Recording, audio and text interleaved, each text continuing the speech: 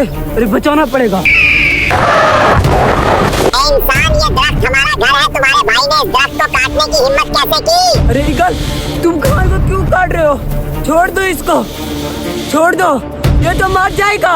आपके भाई को ऐसे आजाद नहीं करेंगे, क्योंकि आपके भाई ने हमारे अंदर गिरा दिए। अगर अपने भाई को आजाद करवाना है तो हमारी 2 शर्तें हैं। तुम जो बोलोगे मैं करने के लिए तैयार हूँ। हमारी पहली शर्त ये है कि ये दरख्त हमारे घर है और हमारे लिए ऑक्सीजन पैदा करती है। ये दरख्त बहुत दिन से सूख रहा है, जल्दी से इस दरख्त को पानी दो ताकि फिर से ये हरा भरा हो सके। ठीक है, मैं पानी ले आता हूँ, पानी भी डाल देता हूँ।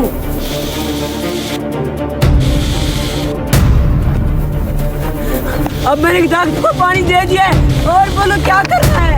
अब दूसरी शर्त ये है, क्या तुम लोग वादा करते हो कि आज के बाद किसी भी दरख्त को नहीं काटोगे, ना कि उन्हें नुकसान पहुंचाओगे? हाँ, मैं वादा करता हूँ, ना मैं दरख्त को काटूंगा, ना कुछ, और ना किसी को काटने दूंगा।